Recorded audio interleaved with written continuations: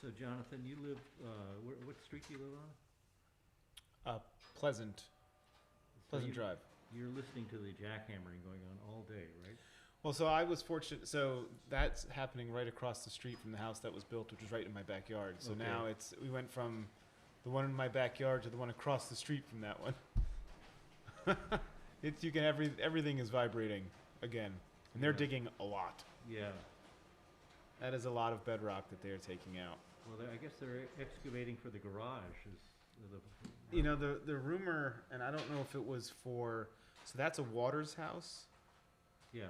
He called and apologized, just so you all know. Oh, but for jackhammering he's for not a gonna week. stop. He said that he's almost done. I don't know Oh, if thank you. Printed copy. He said that he should be done either Monday or Okay, thank you. Tuesday. Okay. So Thank you. he's almost there. He called up on Friday to ask if anybody had called to complain. Well, My understanding is putting in a pretty sizable home. Do we have the? it was almost 10,000 square feet. is That's what I saw. was told, right? Yeah. Almost 11. It's a basement garage is what they're jackhammering out. Right. And we don't allow blasting in the city, I suppose. That would do it all.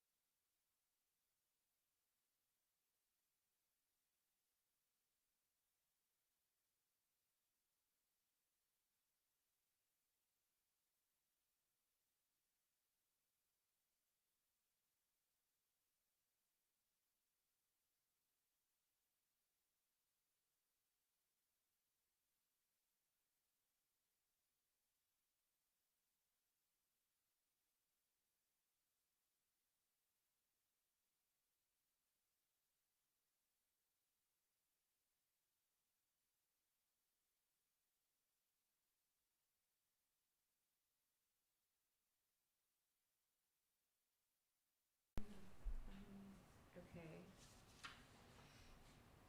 Maybe I'll turn to this one instead. Oh, yeah, because that has a speaker, right? It's not very good, but it has one.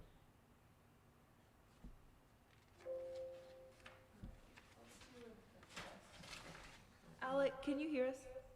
I can now. You kind of went silent for about 3 or 4 minutes, but I can hear now. All right. Good morning, Chris. Now we have an echo.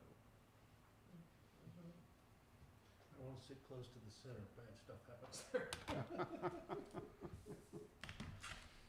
gonna echo if we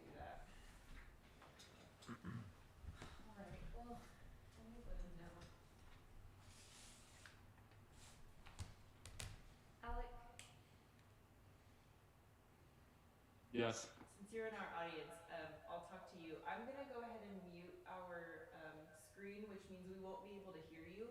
If you Okay. want to raise your hand, I'll be monitoring the Zoom on the computer, and then I'll come unmute it. We're having some technical audio issues, so I'm gonna mute you. Yeah. But if you want to speak, please All raise right. your hand. Got it. Thank you. But he can hear us otherwise because he's watching. You should be able to hear us in the microphones. Okay. Yes. Yeah, I can hear you. We are live and ready to go if y'all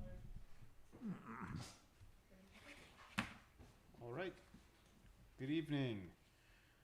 Calling to order the Monday, November 15th, 2021 meeting of the City of Rollingwood Utility Commission. First item will be roll call, starting to my left. Clark Wilson, present. Sam Attell, present. Jonathan Miller, present. Christopher Meekins, present. Wonderful. Do we know if anyone else, so you said Alec is listening, but do we have any other commissioners? We do not. Okay. Have anybody else this But we do have a quorum. Perfect. Next item on the agenda is public comments. Don't know if we have anyone signed up for public comments. Moving right along to the consent agenda.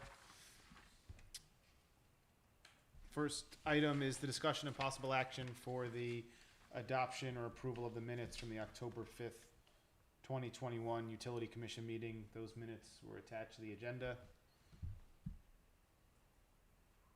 I move to approve the minutes from. We have a motion.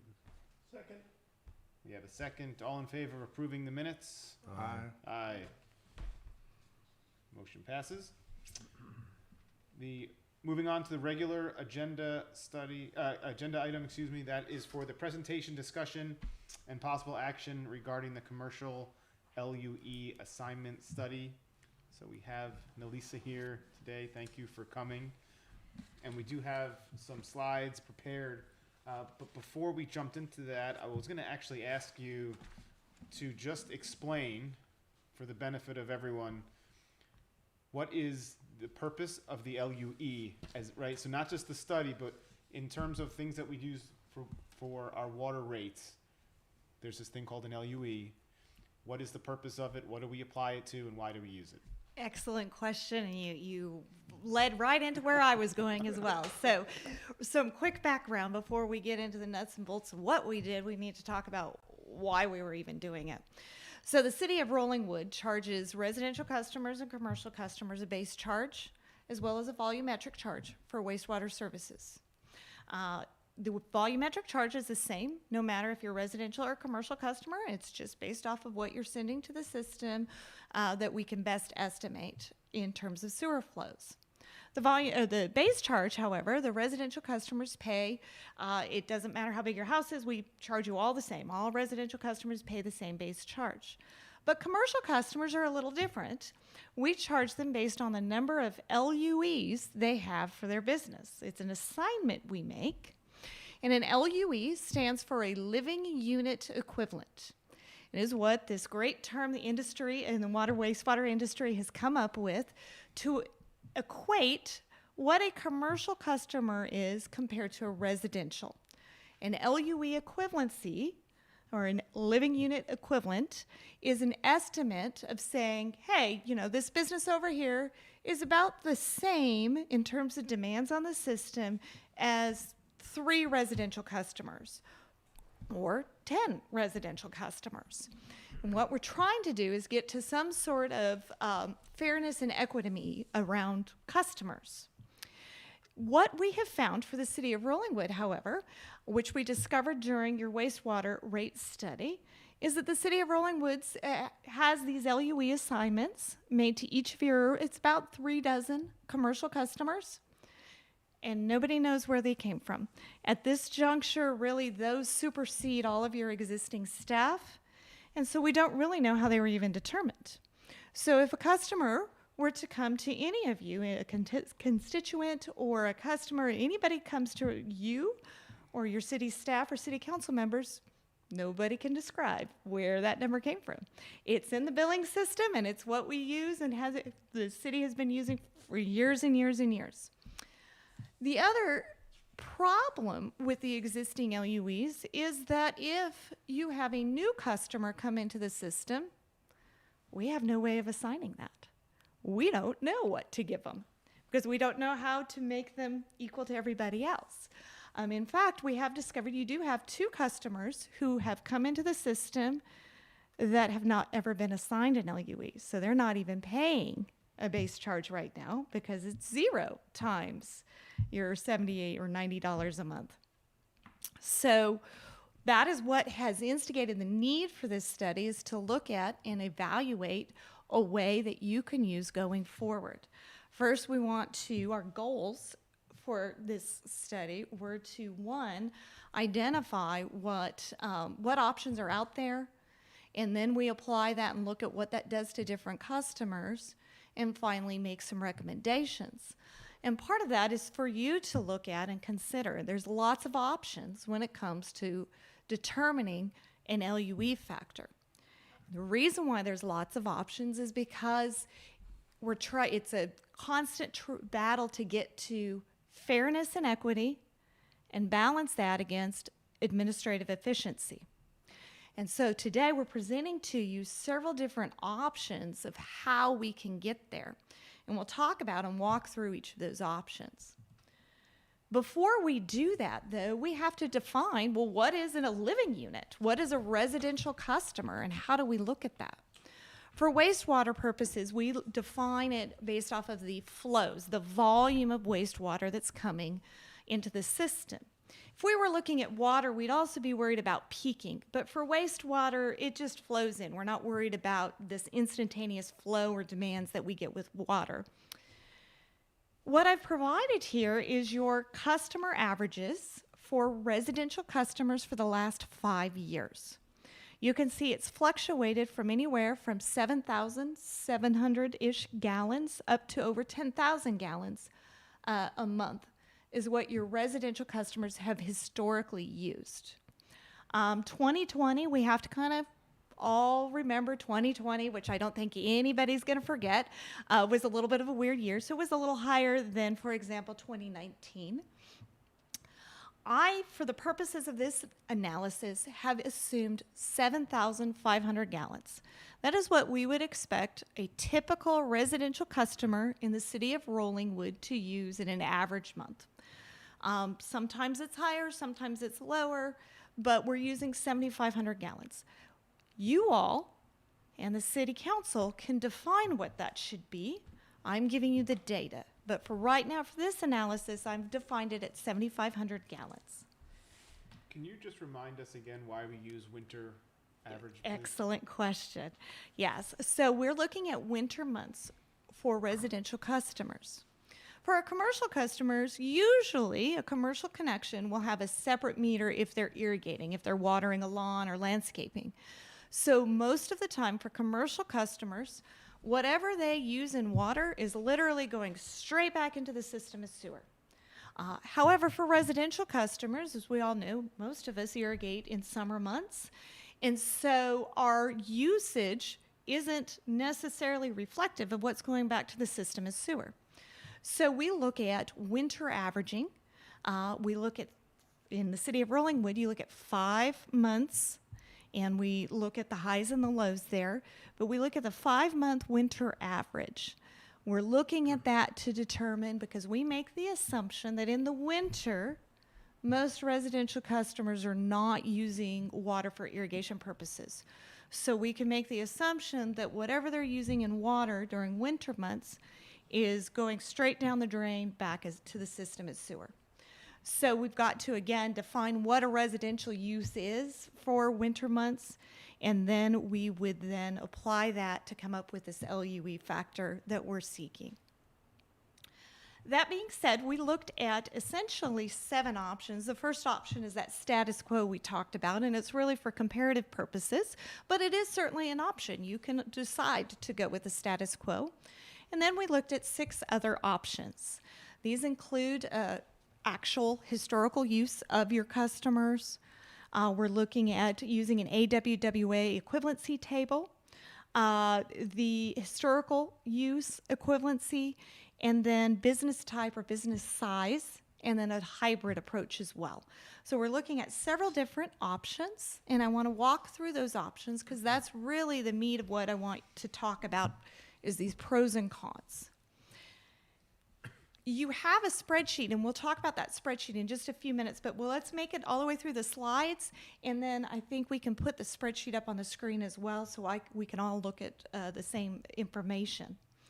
So starting with that status quo we talked about earlier, I already kind of outlined some of the cons with it, which is, the pro of the status quo is everybody's used to it. With the exception of those 2 new connections, everybody's used to it. You can, therefore, no change. Usually the phones aren't going to ring. However, all of those cons are we can't determine if it's fair and equitable. We don't have any idea where it came from, so we can't explain it. Also, if customers change over time, you've got a lot of commercial businesses here that are tenant situations. One tenant moves out, a new one moves in. Guess what? We don't reflect that. It's the same. They'll be charged whether or not they're a retail business or a restaurant, whether they use 10,000 gallons of water a month or 50,000. So we're not reflecting any change over time. And finally, we can't apply it to new customers. And like I said, we do have 2 new connections on the system that we can't apply it to. So let's talk about some other options. The first option is actual historical use. What this option looks like is, for the purposes of the spreadsheet you have, is I took 2 years of data, 2019 and 2020, and came up with the average use for every customer per month. So we took their 24 months of usage and divided it by 24 if we had 24 months of data. If we didn't, we divided it by however many months of data we had. To come up with their average usage per month. We divided that average usage per month by 7,500 gallons to come up with an LUE factor. The benefit of this is it's extremely equitable because it's very individualized approach. The other benefit is if you continue to calculate it and you do this process annually, then it's always up to date. So yeah, you might have a couple month lag factor if a tenant changes, but the next cycle you're going to catch it and it's going to continue to update. Very similarly to what you do with your winter averaging for residential customers is you'll catch it the next go around. The con with this process, so there's really 2. One is that it is a manual process. Whether or not it can be automated, what we're looking at and working with your billing company to determine if they could do it. If they could, it would likely cause some programming, so they'll probably charge you for some additional programming to get it to do it. But then it would also have some oversight that Sharon would have to perform to just make sure that it's right and that there aren't any hiccups with the data. If your billing system can't do it, then she would need to upload the 3,000 customers of data and go through and do the calculation.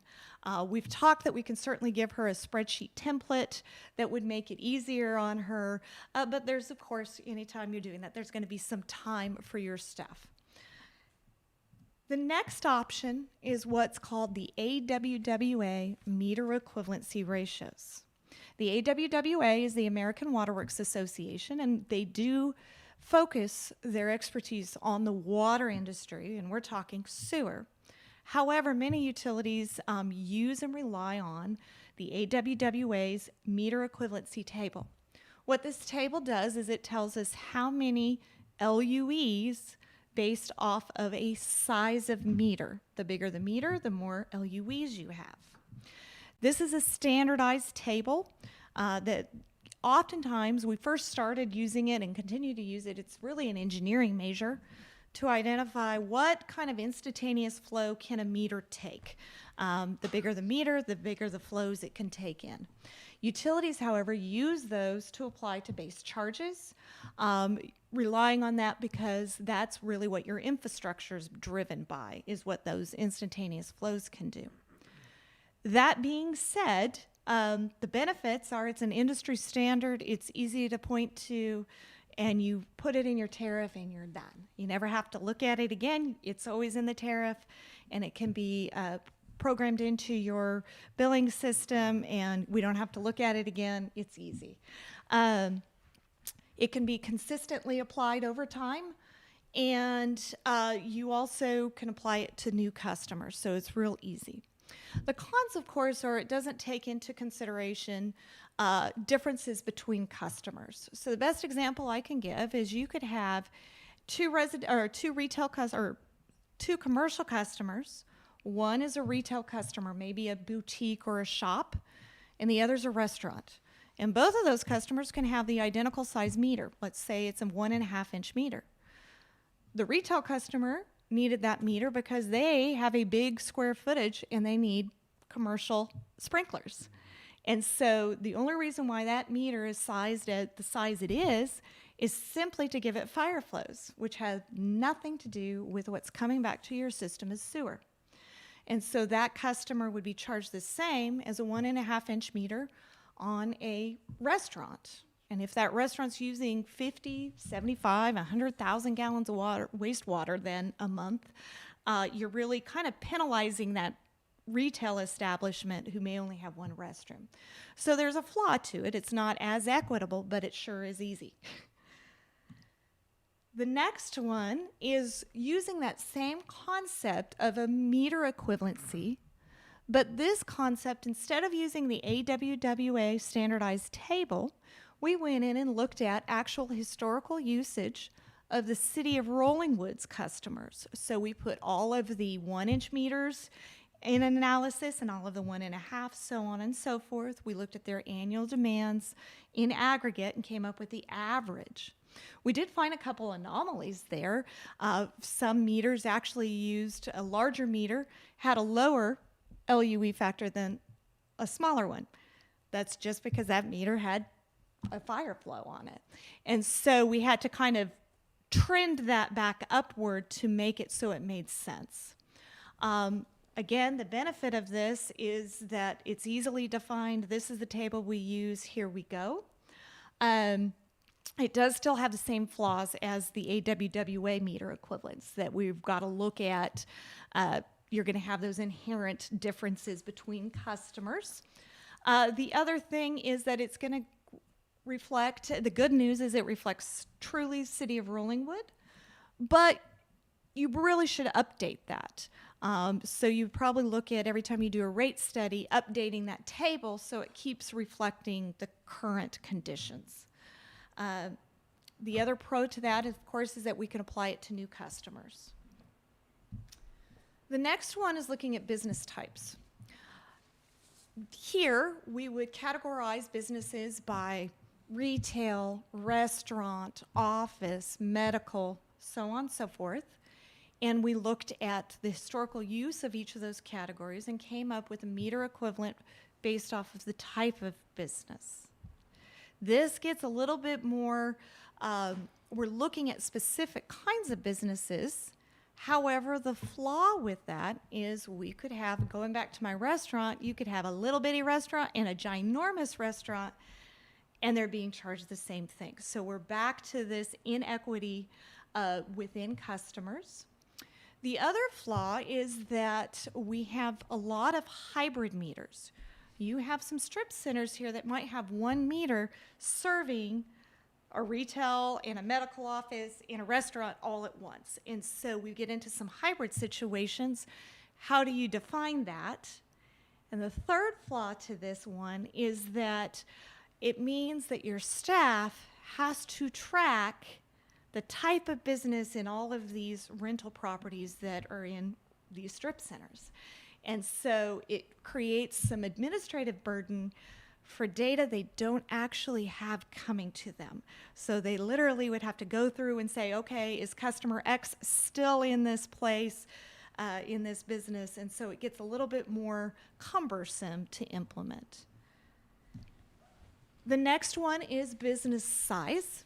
There are several different size matrix you can use. You can use square footage. We can also look at the number of plumbing fixtures. You could look at the number of hospital beds or hotel rooms, the number of units in an office complex. There's lots of different ways. Unfortunately, a lot of those ways we don't have the data as readily available. So what we've done here is just looked at square footage. Should the city want to look at more intricate tables of business size, we could certainly do that, but that would probably be a lot of work for your staffing. Here you would look at, so that being said, we've done it on square footage at this point. The square footage is really based off the premise that the bigger the business, the more water you use. That's great if they're like businesses, or could be similar if they're like businesses. However, even that gets into some flaws. Two restaurants, identical square footage. If one is serving everything in a basket with a piece of paper on it and the other one is serving everything on plates, guess what? We have very different usages. The other issue within this is that we get into, we've got a couple places where you have 1 meter and more than one building, or one building with more than 1 meter. So now we have to figure out what the square footage is that the meter serves for which units within the building, et cetera. So we get into some issues there. Again, we reflect the current conditions. And with this one, we do alleviate that need for monitoring tenant situations, and we're just looking at the size. It's also one and done because we are able to look at your tax records, figure out the size of each facility, and assign it today, and go on down the road. And so it's done and defined. The last option we looked at is a hybrid approach, looking at the business type combined with the size. Essentially, you have a table that says for every 100 square feet, this is how many LUEs, but it's different for the different types of businesses. This approach, the City of Austin does use this, but they only use it for an engineering perspective, is to give their engineers an estimate of flows. So the City of Austin does that, but they don't use it for any basis of charging. The West Travis County PUA out in Bee Cave, they use a table like that for the implementation of impact fees. They don't use it for rates per se, but they do use it for impact fees. The benefit here is then we get kind of some of those benefits of both the business type and the business size matrices, but we still don't alleviate the changing tenants and the flaws we had with that business type situation. And again, we could apply this to new customers, which is always a perk. That being said, in a minute, we'll talk about the spreadsheet in a minute so you can see really the results, everything compared side by side. But first I wanted to talk a little bit about the findings. Basically, at the end of the day, anytime we try to put people in a box or customers in a box, you're going to have inherent inequities, whether it's based off of the meter size or the business type, because customers are going to use things differently. Some customers are going to have high efficiency water fixtures, others are going to have different types of, it could be an office, but one is 24/7 and one is just during the work hours. So there's all sorts of different anomalies that can occur. That being said, historical use is always going to result in the most equitable way because it's based off of your meter and what you actually used. As we talked through, the biggest limitation of this approach, we do have, it is going to be more manual. However, it's also 3 dozen customers, so it's not hundreds or thousands of customers we're worried about, it's 3 dozen. The only limitation of this approach, though, is how do we apply it to new customers, somebody who doesn't have use. That being said, the recommended methodology, and real quick before I get into the recommendations, these are my recommendations, but we also conferred with Jonathan as well as a city council liaison. So we work together as well as your city staff to look at the numbers and really go through this. So this is a joint recommendation at this point between the individuals on that committee, would be to use the historical use, where essentially you would adopt a policy very similar to your residential winter averaging policy, where once a year your staff goes in, pulls the historical use for the historical period of time. It can be 12 months, or if you wanted to normalize it a little bit more, you could go to 24 months. Divide their use out to come up with an average monthly use, and divide that out by 7,500 gallons to come up with the LUE assignment. This would be assigned to customers once a year, and it would stay with them for that next year until they reestablish till the next year's data comes in. So it would be a rolling average, just very similar to what you do with your residential customers for the winter averaging process. To deal with the new customer basis, I would recommend having some phrase in your tariff that says this would be applied to customers with acceptable historical data. Acceptable historical data is 12 full months of use, or a minimum of 12 full months of use, and actual metered use. So, for example, through this process, we identified a couple meters that have zero use on that table. One of which Sharon has already gone and inspected the meter and discovered the meter is dead.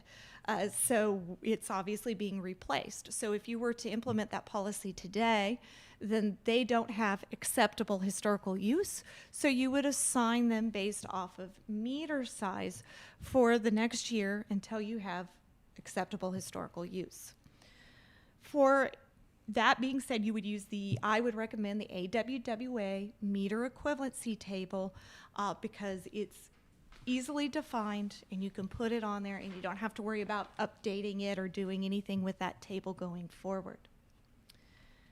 That being said, the final recommendation within this, and we'll get to the results, but essentially when we look at the totality, the bottom line number, there's a very small difference between what we're recommending and what your current status quo is in the total.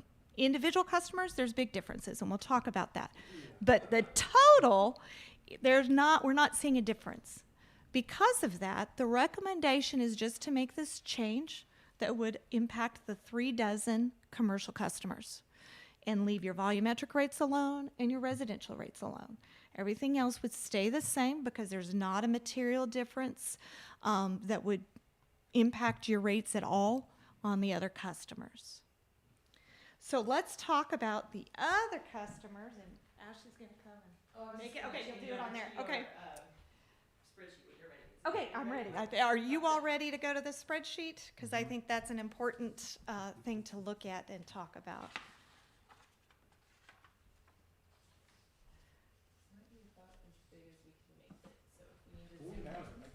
And you have it as well. So If you have a computer. what you're looking at here on this spreadsheet, we have redacted customer account data, customer names, location, all of those identifying information to protect the anonymity of your customers. So I put a line number there so we can reference and talk about specific customers as you feel necessary. I've also provided you with the type of the business, the square footage of the business, and the meter size, which are all those factors that we looked at and considered. What you'll see here is the monthly, and then in blue, the column highlighted in blue is your monthly average usage of customers, and then you'll see highlighted in green the status quo. This is what customers are being assigned their bill off of, is that status quo number. I'm sorry, but I have a question. Should Yes, I sir. hold it till later? Or? No, by all means. Okay, and I apologize to everybody. I haven't attended this many meetings, and a lot of this data is brand new to me. Sure. Are the meters, if you have a certain size meter that is required because of the square footage of your house, or the building, or whatever it is? Is that how Yes, it works? so it depends. There are several factors. The first is the size of the property, as well as, so it's based off of plumbing fixtures, irrigation needs, if you have a pool. Typically for a household, your builder would say, I think you need a standard 2,000 square foot house may only need a 5/8 inch meter. But a bigger house, 10,000 square feet with a pool and a 3-acre green lawn, may need a bigger meter. For commercial customers, it's based off of those factors as well as what they need for fire flows, so the sprinklers that they put in. So based on that size of meter, there's currently a base rate that they pay. And then during the summer, let's say they water more than anybody else, or they have a swimming pool that requires a lot more water, then the rate will go up, and it will go up by plateaus, I assume, of some kind. So for residential customers, that is correct. They're charged a base charge, and this is for water. We'll talk about sewer, but Right. for water, a residential customer's base charge, or any customer's base charge, is based off the meter size. And then they're also charged the volumetric rate, which is going to be dependent on how much water they use. I see. For sewer, residential customers, everybody pays the same. It doesn't matter how big your meter is, because all those factors in terms of how big your lot is and whether you have a pool isn't about what's going back to the system as sewage. And so your residential customers are charged just the base fee for their sewer, and then they're charged a volumetric rate based off of that winter average we talked about. And I have to assume that up to date, you really haven't had much flack from either residential or commercial customers in terms of the base rate that you've assigned them for their particular residence or business. So I'm going to let Sharon and Ashley hit that one as far as complaints from customers.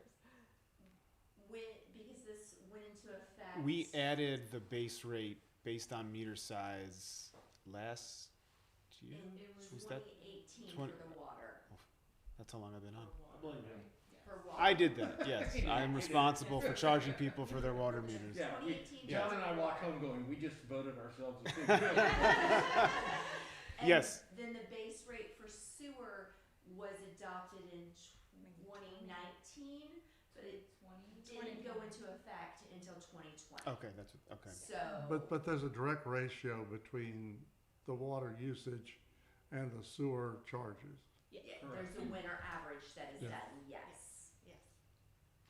Okay. That's right. So what you use during the winter from November to March determines what your sewer rate is going to be for the next year. So it's not a situation where there's been litigation or anything else that would cause us to be concerned about the methodology we're using to determine the LUE and all of that? So I mean, there's not been any of that kind of, You ought to be able to Friction. explain what you're doing to Well- your Right. customers. The main drivers for both the water rate study and the wastewater study were based on the budgets and not collecting enough revenue to cover the cost of maintaining the water system. And so we went back in to look at all of the rates and understand, are we charging an appropriate amount for our water? Is it tiered appropriately? How is it previous? And we made changes to it based on the water rate study. That included adding the base rate fees based on water meter, again, just for water usage. We also did a rate study on wastewater, and now that was for residential. And the LUE study was now applying again, going from residential water and wastewater to now commercial wastewater, where we went back and looked at the LUE study. Went back and looked at the LUEs being assigned, and the LUE study uncovered that there was a bit of a mismatch, and you can see that in the worksheets, that there are some businesses that are paying more than they're supposed to, and there are some businesses paying a lot less than they're supposed to. And the idea was, can we come up with an equitable way to go back and say, you simply need to pay for what you're using, and then come up with a way to address new customers. and I don't have any problem at all with that kind of approach. I do have one additional question. we're having all these problems with the water system, and where is this all leading to? I mean, are we getting ourselves in a situation where, gosh, next year we're going to need another $1 million of fees because we've got to make more repairs to the system? Or I mean, how does that work? I mean, do we get into that kind of a? So historically, we have not been responsible for the large capital improvement projects that the city's been handling with respect to the water system, which everyone knows about, but Utility Commission had been most recently tasked with things of the fees, the rates, are we collecting enough money to cover, again, I would say normal wear and tear and maintenance, not the type of large capital improvement investments that we all know need to be put in place based on all of the water boils and all the notices going around. We all know. And I know that there are things in place right now. They're talking about how do we get there's some grant money. There's all sorts of things that have been talked about. And I believe City Council will be discussing the potential for the Utility Commission to look at participating in that capital improvement project. That may be just taking one task. Hey, let's go talk to this person about ABC. But so far, we have not focused on that here. But it has been discussed that City Council may assign us some responsibility towards the large project. Because agreed, that is the large kind of elephant in the room.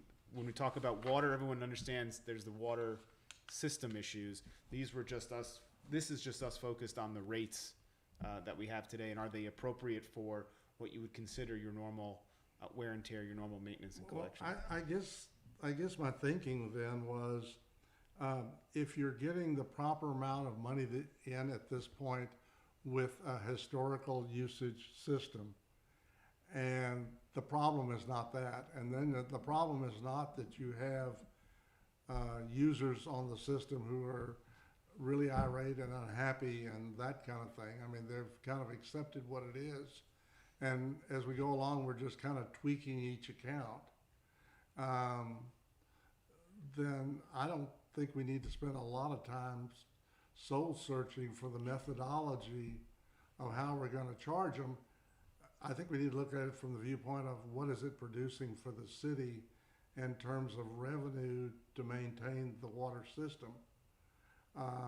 And are we going to try to take care of the big problem, the modernization, in some other methodology? I made a remark 2 years ago to a councilman, and then I just talked to two of the new council people, and basically they were kind of in agreement that something really needs to be done because inflation right now is taking off.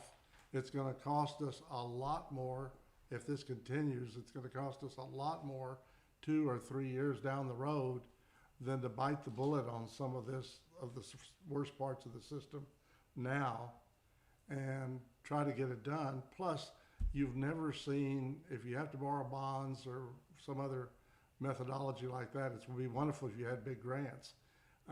But if you have to rely upon bonds and that kind of thing, you're never going to, historically, I've never seen bonds for municipalities and so forth with a rate as cheap as it is or the terms as liberal as they are right now. Right. And I can't believe with inflation that's going to continue. I mean, Right. I think the cost of financing it is going to go up. One of the biggest decisions for the city to address will be whether or not, what improvements they're going to make. And then after the city decides what improvements need to be made, then it's how to pay for it. And by that, you pointed out the bonds, that's absolutely. And then as Jonathan pointed out, there's also some grant money out there. We all know stimulus, and that applies to water utilities. So what will actually sift out and where you can get the money? If you have to issue bonds, and there's not a pot of gold somewhere, and you have to issue bonds, then the next decision for the city of Rollingwood will be whether or not the debt service associated with those bonds comes out of utility rates or taxes. And so that's where I think Jonathan was headed, was council is trying to determine at what point they're still in the first batch of questions, But eventually, if they decide that it's not to be paid out of taxes, then it would come to the level of looking at your user rates. But my understanding is you're not quite there yet to understand what that's going to do to user rates. And so the exercise today is really to determine, are there additional tweaks just to make sure your commercial customers, the good news is we know your commercial customers are paying their way. We know that. The question becomes whether you want to further pursue additional equity among those 36 customers, and if so, how we do that. A, and then B, you really do need to, at least if you decide to leave everybody alone, you still got to figure out what to do with these 2 new connections. Like- Lisa, Matt, Go ahead. One, thank you so much. You've shined a light on something we've been needing to look at for so long. And you had me at historical. I'm there, okay? 12 months probably, not 24, because things will change. And then we can figure out something for the new people. But we're talking about $1,500 difference here. Mm-hmm. You know, and customer 34 and 33, we're going to raise heck, but we'll just have to tell them, hey, you haven't been paying enough. Right.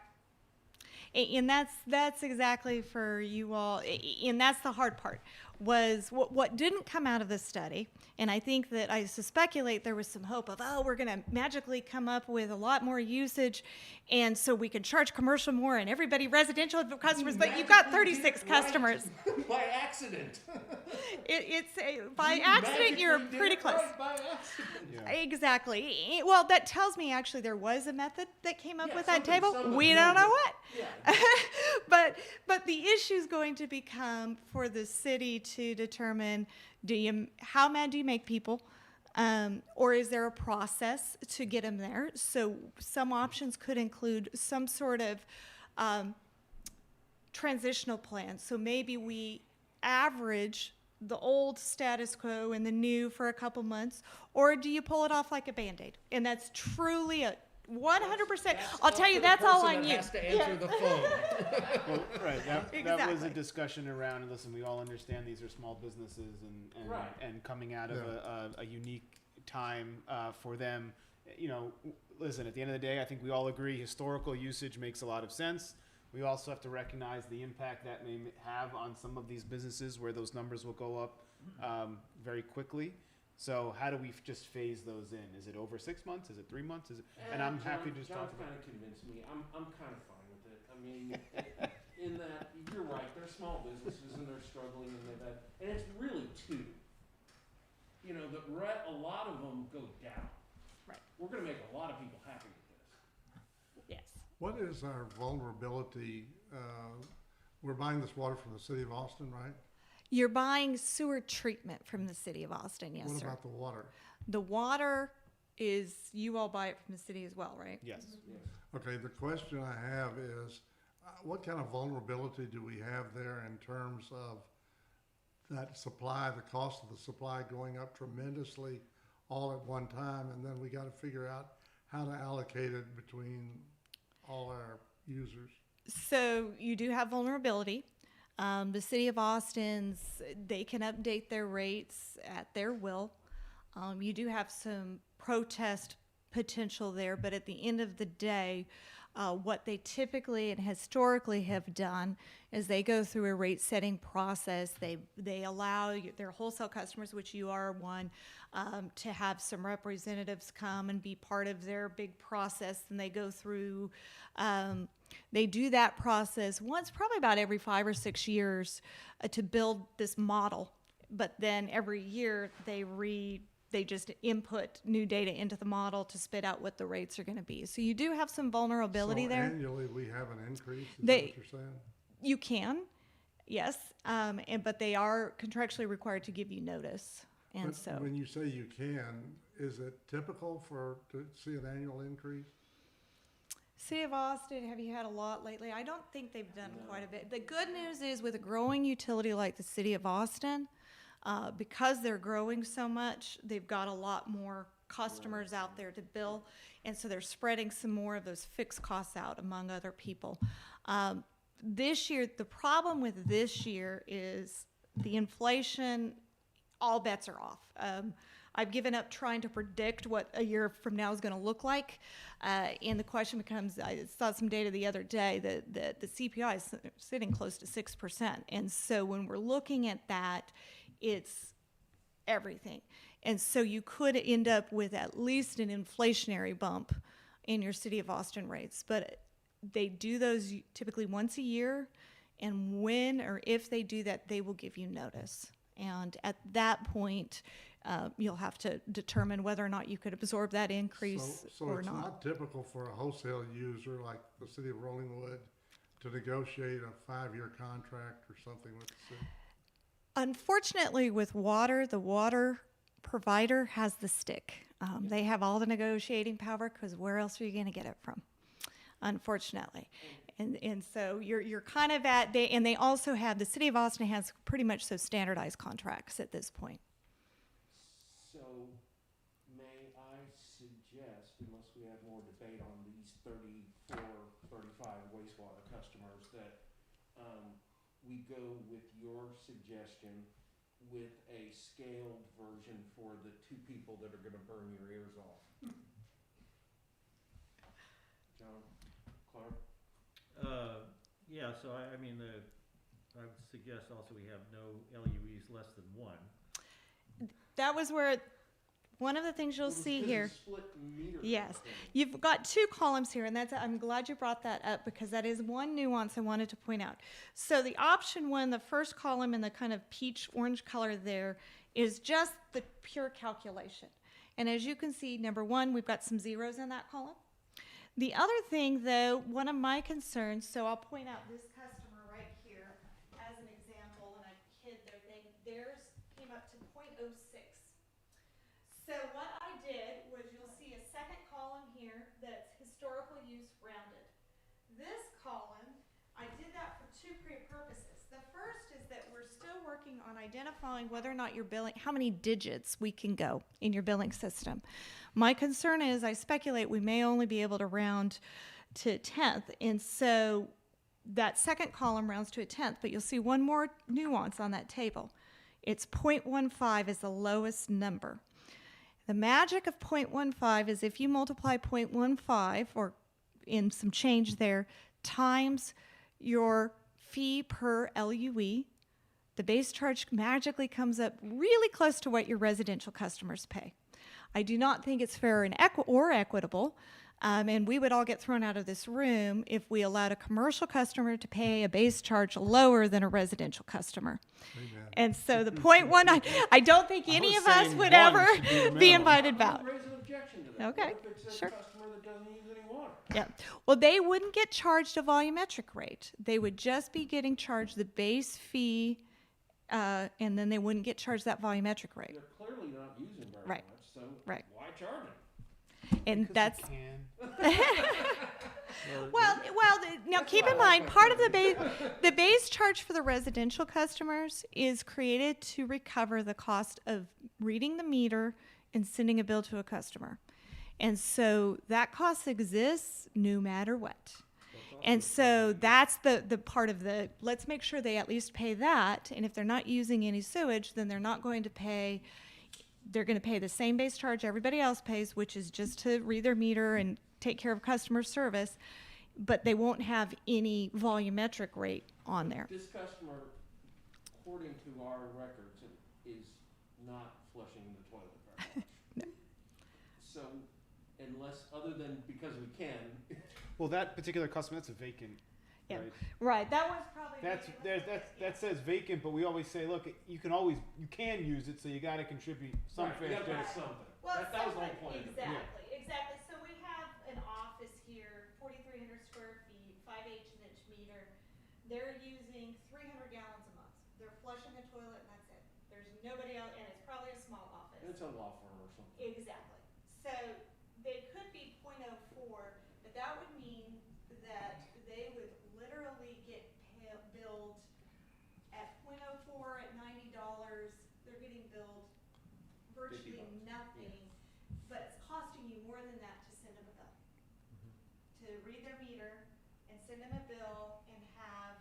Well, we read the meter for the water side, not the You wastewater do. side. We do have And charge them for that too. You do. And so this is the wastewater Amen. portion of that cost. This is the cost that's allocated to wastewater for the So customer service. we and meter. slice that Mhm. meter. Yes, that's what. But some of us have the fancy new meters. Well, that's true. But that still has a cost to it, so. How do they work? I mean, I'll ask that. That's in the next agenda. So, but, and again, that's entirely policy driven. That's why you've got the two columns there, is to determine that, because it is policy related. And I just wanted to know the financial impact of either one of those. And is it common to have LUE equivalents that are in tenths or even more, that granular down, or is obviously just, hey, 1 is the lowest, that's it, you get 1. Right. What is a typical? Typically, you don't go down to the tenths, but typically you don't have a $90 per LUE fee either.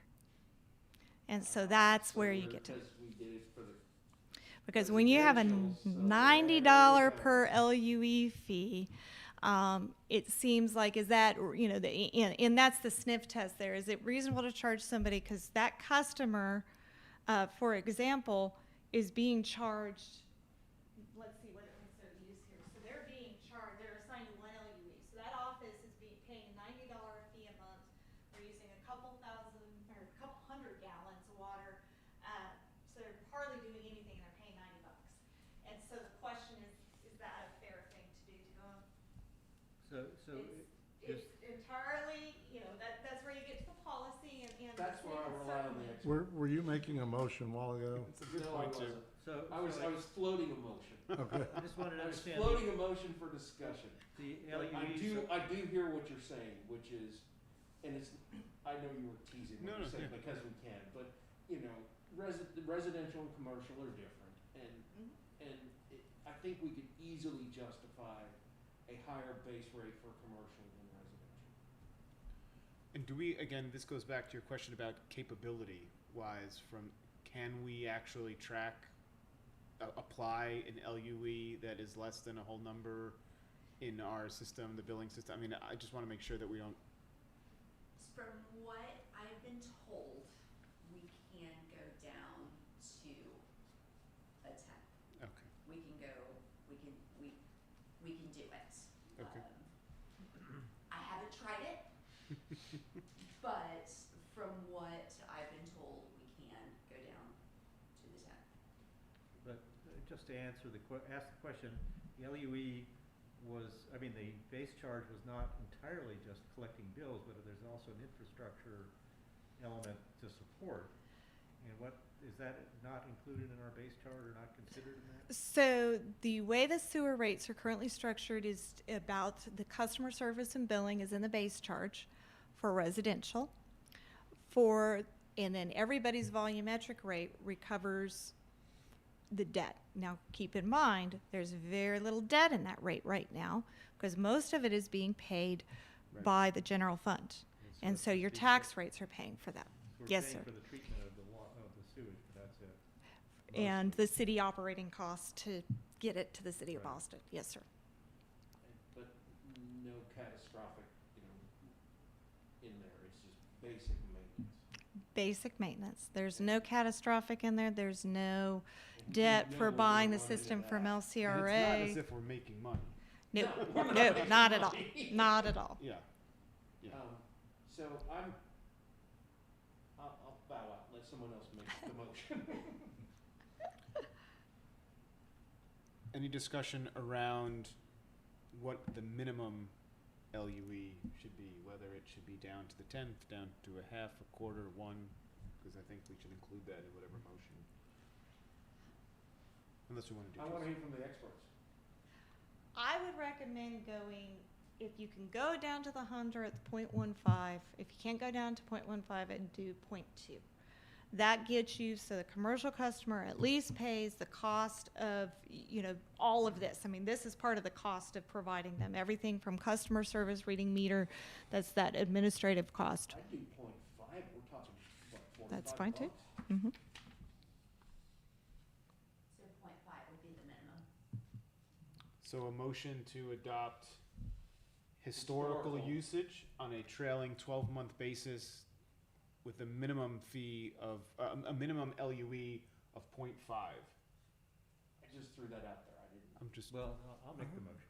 Okay. Okay, so motion would be to, now we're making a recommendation to city council, I assume, for this. Right. yes. Yeah, We so- don't get to decide. So, the motion would be to, endorse the recommendation to use 12-month historical usage, I guess determined annually. I guess it would be, I would go 12 months. rather than trying to do a sliding, anything like that, but just do an annual Mm-hmm.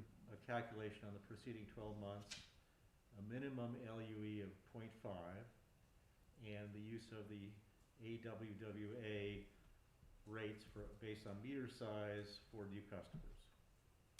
That's pretty much. And I would recommend new customers or customers for whom you don't have 12 months of acceptable Yeah, historical right, use. without adequate or Yes. believable. I second the motion. We have a motion. Was that motion? We're talking $2,000.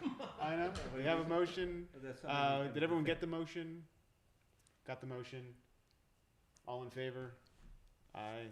Aye. Okay, great. Motion passes on that recommendation. Thank you. Well, Once thank you you. do your work, it's so easy. I for know. us. Yeah, that was pretty easy. I know.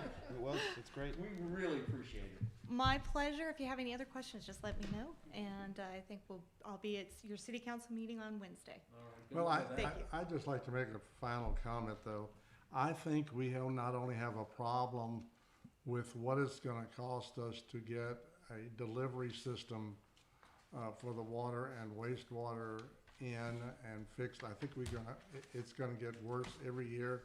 And the longer we procrastinate and push it out, the bigger the problem is gonna get when we finally wanna address it. That's number one. Number two, we've been very lucky. We've gotten a lot of rain from the tropicals off the coast, and I hope that we don't have a La Nina like we're having this year. And we start to see a prolonged period of time with no rain, and the lakes start to go down, and the city starts to ration water. Because when they do, the way they're gonna do it is up the rate on the water. And we're gonna be all screaming and hollering about, my God, look what they're charging us for this water and what we're having to charge our customers. So that's why I kinda asked some of the questions I was asking. Very good questions, very good questions. Thank you, Nelisa. Thank you Appreciate so it. much. You all have a great evening. Great. Moving on to regular agenda item number 4, discussion and possible action regarding the water meter upgrade policy. Does anybody want a copy of that? Yes, actually. I just realized the one in the It's- packet might be it didn't not print. working or something, but. Oh, no. Thank you so much. Thank you. So, yeah, this was, I didn't see something. Was it not working? Yeah, some for some reason. Yeah. So how the fancy new meters working? We're still reading them manually Gotcha. I think until we get until until we get enough of them to make Yeah, it. what's We the need some point? sense to scale, get the right? system, to right? get the whole system, yes. So, I have one and I don't have the app, so. You don't You have have the one? app? Yeah, the app's Well, great. that's because you're tech savvy, I don't know. The app works. Have you like changed your water use at all based on reading the app? No, it's just really obvious that I water every Thursday. It's like ridiculous. Like, depending on the week you look, it's like a very inappropriate looking graph. So you can read the new meters manually? we're reading the new meters manually because the city doesn't have the software to read them and import them into the billing system. Oh, man. But we will. But We we will. will. But we will. But we That's just- will. Oh, man. It just doesn't make sense because there's what, 15 out There's there? only Yeah, Right. I thought there was 10. And they're so scattered, and it's not they're- like- They're all over the place. They're all Right. over the place. Are we still yes. testing, or are we actually, do we have a policy of replacing all the meters? This is it. This is right there. so this Right. policy. No, but I mean, where are we right now, is This what is I'm it. trying to get We're at. trying to make a recommendation. Trying to make a Right. That's right. So the 15 we tested out are ours, they do belong to us now. And then the city council did budget for this year's 1/3, so it's gonna be 3 years, over the next 3 years, it's about 108,000 a year to do the entire city. With some leftover ARPA funds, as well as budgeting an additional, I think it was 70,000. They went ahead and budgeted for this year's allocation. So we are ready to start doing that. Public Works is prepared to, be ordering those electronic meters instead of the old mechanical ones to replace ones that are failing, so. And this will be their priority for, Right, yes. So this is the same policy we had last month, except for we included all of the different kind of, considerations y'all Right, wanted we in there, talked about priority that. level. So Well, we had somebody putting in meters for us to use and test, and then we fired them, and then we had somebody else coming in. So it's the same brand of meters. They had recommended Badger, which is a common meter, brand used in the area. So we got to keep them. We purchased those meters. They're ours now. Our actual company that was, recommended them and was kind of going to run that test program is no longer, with us. But now we have Sharon, which is great, which is way better. Yeah. So and So we keep- AWR right. was the prior company. We decided rightly, I think, to move on from them. We also brought in Sharon and brought billing for that in-house, and then brought in Crossroads to help out with the servicing of that. And so now we still have the same meters, which we bought under AWR because they're ours. Right. And ultimately they chose a good enough meter. This is a large meter brand with a good track record. Right. So it made sense to not go through a trial with a new brand or a different brand. And then we were asked to come up with a policy for the switching out the meters, right? Which is- we had- And how did we verify the goodness of the brand? We trusted the, Well, we trusted the Right. advisors. We did our test.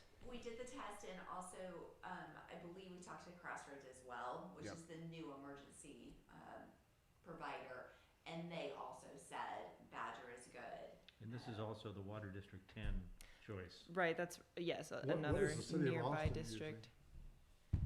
I'm not sure. I don't know. I would imagine they might have multiple They probably systems do. I didn't running have and a- I things didn't like have that. an electric meter. So, But anyway, but that's the- right. Water District 10 uses them as right. well. So, And so the test, 15 or so tests seemed to work out fine. So, right. And we obviously haven't gotten to notice their full potential yet because they're not importing into our system. But the customer user face on on y'all's end seems to be good as long as once we can get our cell service issues up and going. But either way, I think going directly into these new meters is going to make a lot more sense than continuing to replace with the old mechanical ones. Given that we've tested 15, they're in the ground. We can be replacing. And how long have we tested them? it's been about a year. Yeah. Yes, we Yeah. did like an official testing period that was like 6 months, but I mean they're still in the ground, so it's really all a continued test of them. They've been in the ground for over a year now, I believe. And the other advantage is that you have a chance to identify leaks before you get the angry people here complaining about it. Yes, yeah, you can set it to different levels and say, if I'm using this much more, this much over my normal use, or you can, I'm sure you can set So time you can check periods. your water usage every day, and you can set it to alert you over certain usages, and you can track it midweek, end of the month, whenever you want. You can check and see real-time water usage, which was part of the decision to move to electronic. Also, the administrative burden was another part of it, but we obviously have to scale to get there. But we're still very, very early. Right. In Quick question, either for Ashley or Sharon. The software that we need to make this, is that gonna be expensive, and how will that transition? We don't know yet? Right. So we don't have it yet. I'm assuming, once with that same amount for that 3-year transition into it, that's going to cover at least those. And I think that maybe the expense, if anything, it's going to be 2.5 days less of people walking around. I mean, that's, Right. reading meters. So I'm thinking it would shake out. I can't tell you exactly how much it costs, but we can find that out. I No, thought no, we just- had 'cause some sometimes you get I think we- numbers on that. Right. software surprises. Sure, When of course. someone controls it and they say, hey, we have the only one, Right. and the only one will cost you a fortune. And once they're in the ground, we're kind of, And once they're in the yeah, ground, there is yeah, where we are. exactly. I Well- know we looked at it when it Yeah, was And coming part of that was due. knowing that District 10 had this in place, going with a large enough company that, by the way, isn't going to be, hopefully, right, will be in business Yeah, 10 years from we now. heard right? they were 10 years, easy. Mhm. Right. And then the other part of course, is the current meters are beginning Falling apart. to fall apart, right? So if we're, instead of replacing the old meters with new mechanical meters, if you're going to go through the process of replacing the meters anyway, because they need to be replaced, it made sense to start the modernization of the system now. Right. I would just kind of like to monitor this as we go along, though. I mean, if we're going to do this in a 3-year program, is that what we're intending? I think it's intended to be more of a 3-year financing of all the meters. So that way we don't have to come up with the money for, Well, all presumably, 3. though, over a year, you're going to put in, you plan to put in 1/3 As of the many meters. as we can actually As many as we get. can There's do. obviously some supply chain constraints that are slowing it down, but Right. but the order is in and they'll fulfill them as we can. But the 3 Yes. years is more around cost and financing versus the actual number implemented over that I time. just think it would be good for us at the end of 1 year to visit again about what has been our experience with these particular meters and so forth. I agree.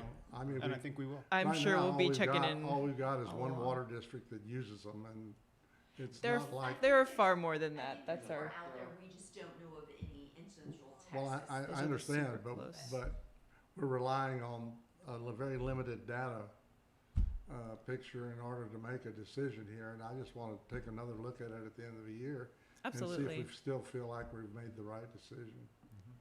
They definitely won't be just flying, off the shelves into our, and into the ground really quickly. It's a process, and it's, we're actually short staffed with Public Works as well. So as they can get to it, and they're not having to replace with old meters or mechanical meters, it makes sense. So, and we'll definitely check in along the way. I'm sure we'll have plenty of feedback. I've got one final question, and then I'm going to shut up for the rest of the meeting. I have been told by a pretty reliable source that, and I can kind of see it in my house, that the city of Austin sends water to us in surges.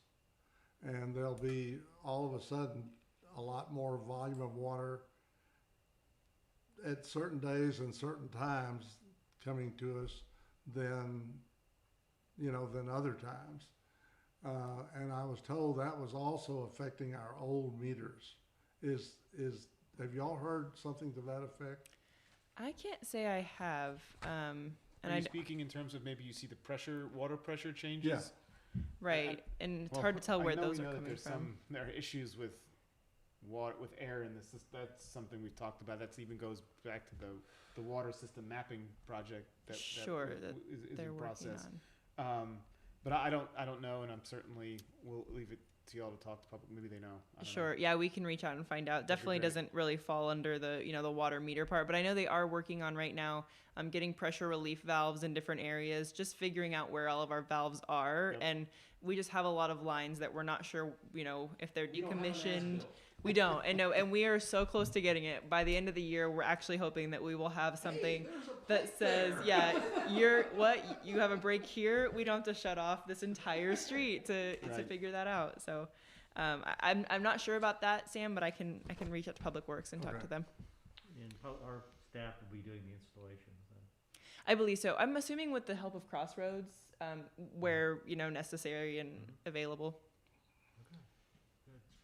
So the main difference I see here is what we discussed at the last meeting, which is really around D on here, which is we talked about new construction would cover the cost of installation of new meters.